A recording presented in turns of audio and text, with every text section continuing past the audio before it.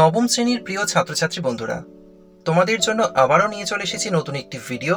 এখানে তোমরা পেয়ে যাবে ইতিহাসের পঞ্চম অধ্যায়ের বেশ কিছু গুরুত্বপূর্ণ অতি সংক্ষিপ্ত প্রশ্ন উত্তর। অতি সংক্ষিপ্ত প্রশ্ন উত্তর নিয়ে ইতিমধ্যে এই অধ্যায়ের পার্ট 1 ভিডিওটি এই চ্যানেলে দেওয়া রয়েছে। আজকের এই ভিডিওটি হলো 57 থেকে পরবর্তী প্রশ্ন উত্তরগুলো দেখে নাও। 57, কে কত খ্রিস্টাব্দে হুভার মোরাটোরিয়াম ঘোষণা করেন? আমেরিকার রাষ্ট্রপতি হুভার 1931 খ্রিস্টাব্দের 20 জুন। 58, মোরাটোরিয়াম শব্দের অর্থ কি? স্থগিতাদেশ। 59, কোন প্রস্তাব অনুসারে জাতিসংঘ বা লিগ অব নেশন গড়ে ওঠে? উড্রো উইলসনের 14 দফা নীতি অনুসারে। 60, লিগ অব নেশন বা জাতিসংঘ কবে প্রতিষ্ঠা হয়? 1919 খ্রিস্টাব্দের 28 এপ্রিল। 61, জাতিসংঘের প্রথম অধিবেশন কবে কোথায় বসে? 1920 খ্রিস্টাব্দের 10 জানুয়ারি, প্যারিসে। 62, জাতিসংঘের প্রথম মহাসচিব কে ছিলেন? Sir Eric ডুমন্ড।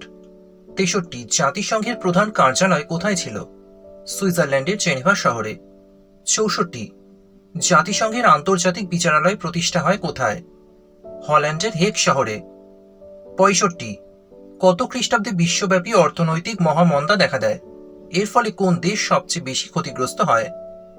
1929 খ্রিস্টাব্দে এবং সবচেয়ে বেশি ক্ষতিগ্রস্ত হয় আমেরিকা যুক্তরাষ্ট্র। 66, কালো বৃহস্পতিবার কি?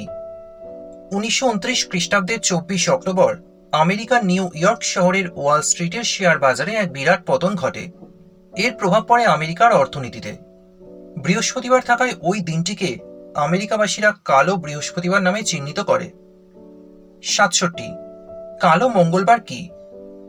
1929 খ্রিস্টাব্দের 29 অক্টোবর আমেরিকার নিউ ইয়র্ক শহরের ওয়াল স্ট্রিটের শেয়ার বাজারে এমন অবস্থা দেখা যায় যে সেদিন যে কোনো মূল্যে শেয়ার কেনা বেচার জন্য কোনো গ্রাহকই সেখানে উপস্থিত ছিলেন না।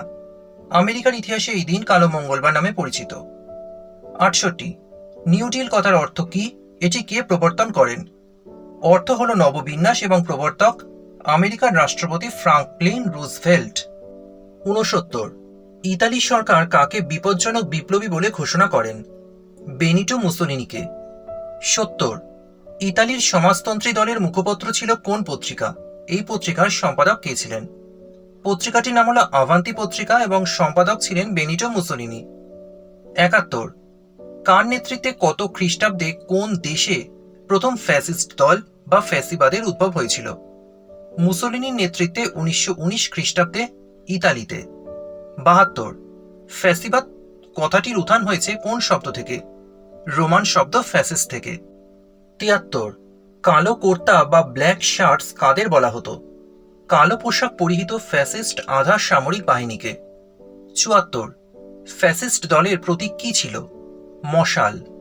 75, মুসোলিনি কত খ্রিস্টাব্দে ইতালির প্রধানমন্ত্রীর পদ লাভ করেছিলেন? 1922 খ্রিস্টাব্দে। 76, গমের যুদ্ধ বলতে কি বোঝো? 1922 খ্রিস্টাব্দে মুসোলিনি ইতালির প্রধানমন্ত্রী পদে আসীন হয়ে বৈজ্ঞানিক পদ্ধতি প্রয়োগ দ্বারা কৃষি উৎপাদন বৃদ্ধির ওপর বিশেষ নজর দিয়েছিলেন। অর্থনৈতিক ক্ষেত্রে স্বয়ম্বর হওয়ার লক্ষ্যে পৌঁছানোর জন্য তিনি অন্যান্য ফসলের চাষ কমিয়ে দিয়ে গম উৎপাদনের ওপর জোর দেন। এটি গমের যুদ্ধ নামে খ্যাত। 77, মার্চ অন রোম কি? 1922 খ্রিস্টাব্দের 2 অক্টোবর মুসোলিনি রোম দখলের জন্য রোম অভিযান করেন। এই ঘটনা মার্চ অন রোম নামে পরিচিত। 78, পেডোস্টাস কি? ইতালির ক্ষমতা দখলের পর মুসোলিনি পৌর প্রতিষ্ঠানগুলি পরিচালনার দায়িত্ব এক শ্রেণীর কর্মচারীদের হাতে দিয়েছিলেন। এরাই পেডোস্টাস নামে পরিচিত। 79, জার্মানিতে কত খ্রিস্টাব্দে ভাইমার প্রজাতন্ত্র প্রতিষ্ঠা হয়? এর রাষ্ট্রপতি কে ছিলেন? 1918 খ্রিস্টাব্দে প্রতিষ্ঠা হয়েছিল এবং রাষ্ট্রপতি ছিলেন ফ্রেডরিক ইবার্ট। 80, বিয়ার হল অভ্যুত্থান কি? 1923 খ্রিস্টাব্দের নভেম্বর মাসে হিটলার বলপূর্বক ভাইমার প্রজাতন্ত্রকে উচ্ছেদ করে জার্মানির শাসন ক্ষমতা হস্তগত করার চেষ্টা করেন। এই ঘটনা বিয়ার হল অভ্যুত্থান নামে পরিচিত। 81, কে কত খ্রিস্টাব্দে কোন দেশে নাৎসিবাদের উদ্ভব ঘটান? অ্যাডলফ হিটলার 1919 খ্রিস্টাব্দে জার্মানিতে। 82, নাৎসি দলের পুরো নাম কি? National socialist German workers party. 83, German সরকার হিটলারকে কোন উপাধিতে ভূষিত করেছিল? Iron cross উপাধিতে। 84, হিটলারের আত্মজীবনীমূলক গ্রন্থের নাম কি? এটি কত খ্রিস্টাব্দে প্রকাশিত হয়? গ্রন্থটির নাম মেইন ক্যাম্প। এটি প্রকাশিত হয়েছিল 1925 খ্রিস্টাব্দে। 85, মেইন ক্যাম্প কথার অর্থ কি? আমার সংগ্রাম। 86, নাৎসি দলের বাইবেল কাকে বলা হয়? Main camp গ্রন্থকে। 87, নাৎসি দলের মুখপত্র ও স্বেচ্ছাসেবক বাহিনীর নাম কি? মুখপত্র হল পিপলস অবজারভার, স্বেচ্ছাসেবক বাহিনী ঝটিকা বাহিনী বা স্টর্ম ট্রুপার্স। 88, ব্রাউন শার্টস কাদের বলা হতো? নাৎসি দলের সদস্যরা বাদামি রঙের পোশাক পরতেন বলে এদের ব্রাউন শার্টস বলা হতো। 89, নাৎসি দলের প্রতীক চিহ্ন কি ছিল?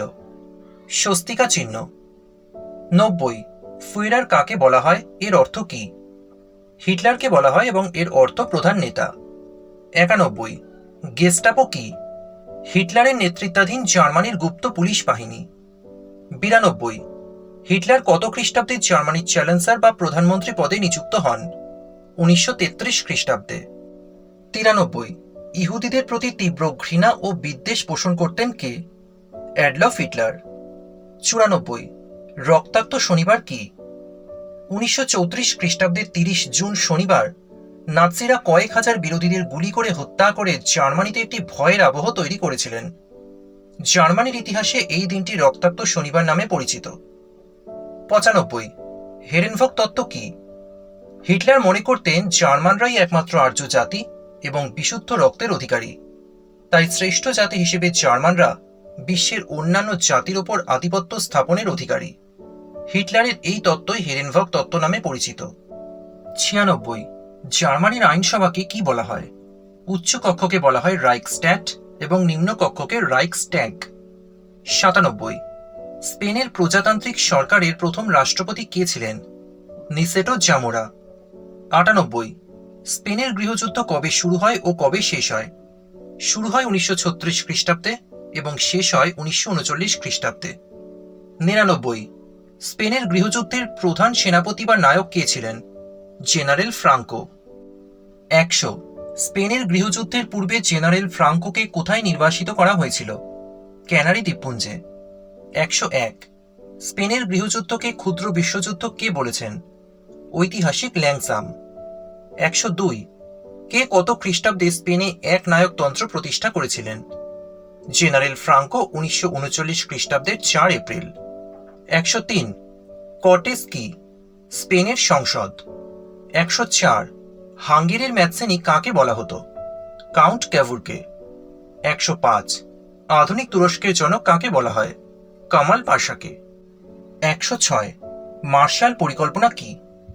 একদিকে পূর্ব ইউরোপের দেশগুলিকে অর্থনৈতিকভাবে চাঙ্গা করা, অন্যদিকে সেখানে রাশিয়ার প্রভাব খর্ব করার জন্য মার্কিন পররাষ্ট্রপতি জর্জ মার্শাল 1947 খ্রিস্টাব্দে একটি অর্থনৈতিক কর্মসূচি গ্রহণ করেন।